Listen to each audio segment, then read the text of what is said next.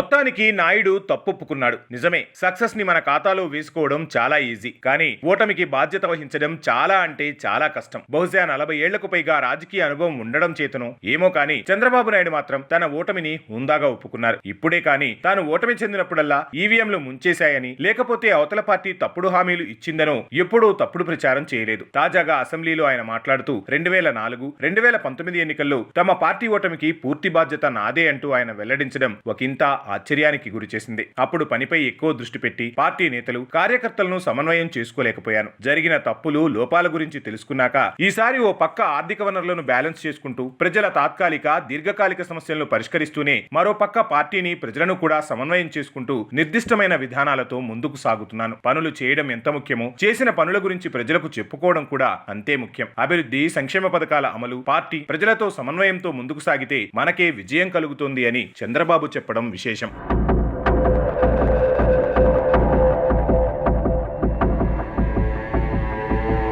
ఇదిలా ఉంటే ఓ రాజకీయ పార్టీ గెలవాలి అన్నా, ఓటమి పాలు కావాలన్నా అనేక కారణాలు ఉంటాయి. ఆ పార్టీ అధినేతల సమర్థత, విధానాలు, వ్యూహాలు, ఆలోచన ధోరణి వంటివన్నీ కూడా ఆయా పార్టీల గెలుపోటములను ఖచ్చితంగా ప్రభావితం చేస్తాయి. చంద్రబాబు అంత హుందాగా ఒప్పుకోవడం నిజంగా మంచి విషయమే. కానీ అవతల పార్టీల సంగతి చూసుకుంటే అక్కడ తెలంగాణలో బీఆర్ఎస్ అయినా, ఇక్కడ ఆంధ్రాలో వైఎస్ఆర్సీపీ అయినా వాటి అధినేతలు జగన్, కేసీఆర్ అధికారంలో ఉన్నప్పుడు విపరీతమైన అహంభావం ప్రదర్శిస్తూ ప్రతిపక్షాలను చాలా చులకనగా చూసేవారు. తమ మాటే శాసనమన్నట్లు వ్యవహరించేవారు. ఏ మాట కామాట అభివృద్ధి విషయంలో కేసీఆర్ సమర్థుడనిపించుకున్న అహంభావంతో తీసుకున్న నిర్ణయాలు, వ్యూహాలు బిడిసికొట్టి ప్రతిపక్షానికి పరిమితం కావాల్సి వచ్చింది. ఇక ఆంధ్రాలో జగన్ కూడా అమరావతి, పోలవరం విషయంలో అహంభావంతో తీసుకున్న అనుచిత నిర్ణయాలు, అభివృద్ధికి బదులు సంక్షేమ పథకాలను ఎంచుకోవడం వలన, అదీకాక విచ్చలవిడిగా పడగ విప్పిన అవినీతి అన్ని ఎన్నికలలో వైసీపీ ఓటమికి కారణాలుగా చెప్పుకోవచ్చు. ఈ రెండు పార్టీలకు వాటి అధినేతలే బలము, బలహీనత కూడా. కనుక వారి తప్పులకు ఆ పార్టీలపై తీవ్ర ప్రభావం ఉంటుంది. తమ పార్టీలు ఎందుకు ఓడిపోయాయో కేసీఆర్, జగన్లకు ఖచ్చితంగా తెలుసు. ఓ సినిమా సూపర్ హిట్ అయితే ఆ క్రెడిట్ హీరో సొంతం చేసుకుని, ఫ్లాప్ అయితే దర్శకుడిపైకి నెట్టేసినట్లే